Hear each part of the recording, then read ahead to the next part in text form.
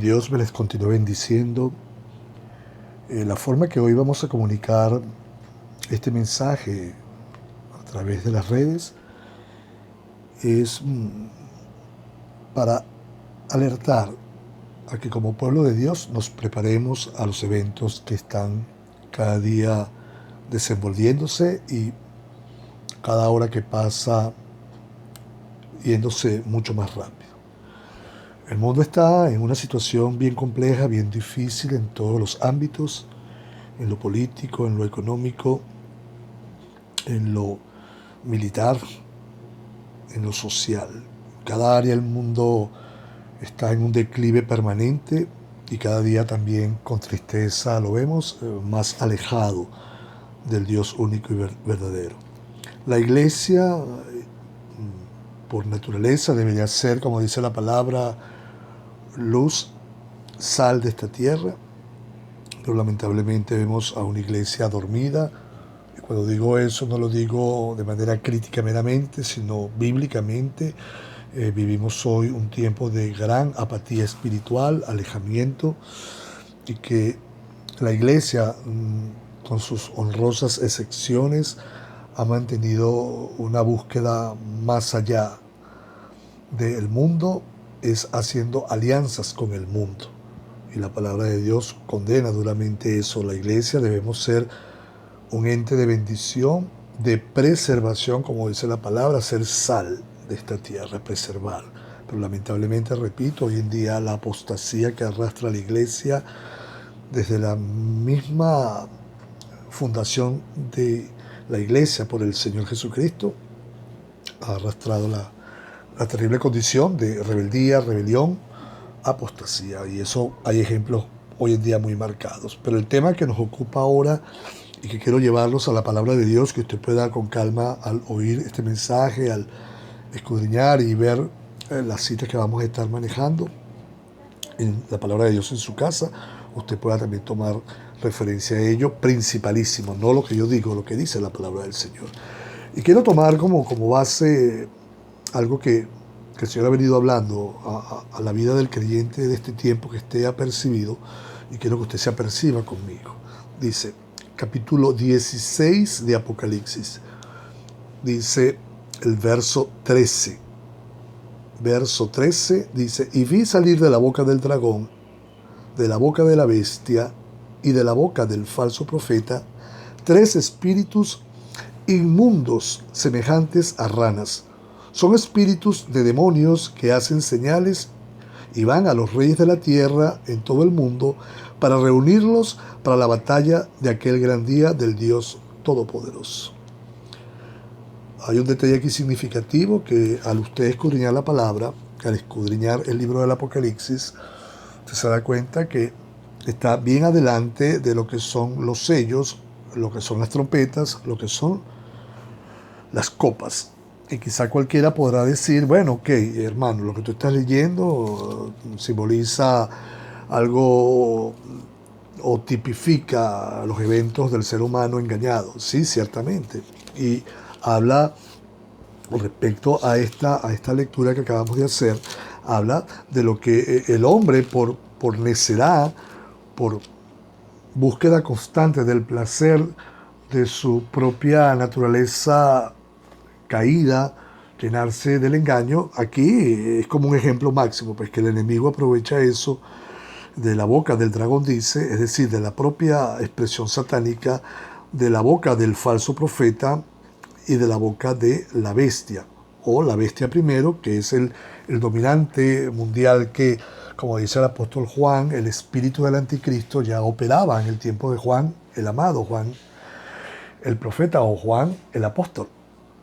Y fíjense que ese espíritu satánico que ya dominaba la humanidad en aquel tiempo, cómo se ha magnificado para este tiempo. Es decir, que ya es un tiempo donde ese personaje, el anticristo, viene, dice la palabra, y ya su espíritu está desde hace mucho tiempo operando en el corazón de los seres humanos. Y por último habla acá del falso profeta. Es decir, ese falso profeta es la figura máxima de engaño religioso.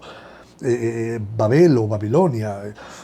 Entraremos en muchos detalles, no es la intención de hacer muy largo este video, este audio, muy por el contrario, es que usted pueda recibir un poco de información y que el Señor le ayude, nos ayude a poder ir viendo lo que está ocurriendo a la luz de la palabra del Señor y tomar las previsiones espirituales en casa, orando, clamando, cubriéndonos en el Señor, resguardándonos en el Señor. Y como dice la palabra también ahí en el libro de Apocalipsis, yo te guardaré de la hora de la prueba que sobre el mundo entero ha de caer. Es decir, que hermano, hermana, es inevitable la confrontación del ser humano con Dios desde el propio inicio. Fue inevitable, el ser humano se rebeló. Ha sido inevitable desde el cielo mismo la confrontación del Señor contra Satanás. Fue derrotado en la cruz, pero el enemigo ha seguido operando y es inevitable hoy en día que la confrontación en todos los ámbitos del ser humano y en el mundo espiritual, la confrontación en los cielos, en el ámbito de lo espiritual, esté por ocurrir. ¿Por qué le digo todo esto? Porque usted dirá, lo que se relaciona a la Biblia se relaciona con el ser humano. Y cuando hablamos acá de demonios en forma de ranas, como engañadores, están convenciendo al mundo de que pueden enfrentarse. El mundo se puede enfrentar entre sí, o el mundo puede enfrentarse a Dios y salir victorioso. Ahora, fíjense un detalle significativo. Este capítulo 16 es el inicio de las copas de la ira. Si usted ha leído la palabra y ha tomado atención a los detalles, son juicios como por gradación, es decir, viene primero la apertura de los sellos como mostrando en un documento que comenzó a ejecutarse una sentencia. Luego usted ve el toque de las trompetas, 7 trompetas, es decir, que anuncian que ya es inminente, que ya no hay vuelta atrás. Pero cuando se habla de las copas de la ira, ya es que se derramó el juicio completo de Dios. Y estamos a la previa de eso. Podríamos entrar en una sana discusión o una buena explicación en qué tiempo estamos, en qué momento estamos bíblicamente, y podríamos decirle con bastante propiedad bíblica, es decir, tomando la palabra del Señor, que ya el mundo está a las puertas de la gran tribulación. Y si aún quiere oír mejor, estamos ya bien adentrados en esa etapa, ya final, para ya el desenlace final de esta humanidad, que es los juicios de Dios, las copas de la ira. Ahora, quiero, para ir culminando esta exposición de la palabra y este llamado de atención a nosotros, que traerlo nuevamente ahí en la palabra de Dios, en Apocalipsis, al capítulo 6, y nuevamente a la apertura de los sellos. El Cordero toma, con toda la autoridad celestial, de la mano de nuestro Padre Celestial, la sentencia para esta tierra, de mano de Dios, nuestro Dios, y como único digno de abrir cada sello y comenzar el desenlace final, repito, Él comienza a abrir cada uno de los sellos, nuestro Señor Jesucristo, nuestro amado Señor y Salvador. Y cuando Él comienza a abrir los sellos, el primero usted ve que es ese caballo o ese jinete de caballo blanco, una figura enigmática. No quiero entrar en esos puntos ahora. Tenemos, por supuesto, un estudio realizado con respecto a los caballos o a los 4 jinetes del Apocalipsis. Pero ahorita quiero centrarme en el segundo sello. Dice que cuando, capítulo 6, verso número 3, cuando abrió el segundo sello, oí el segundo ser viviente que decía, ven. Salió otro caballo de color rojizo o bermejo, dice la versión Reina Valera. Al que lo montaba le fue dado poder para quitar la paz, escucha este término, quitar la paz de la tierra y hacer que se mataran unos a otros, y se le dio una espada muy grande.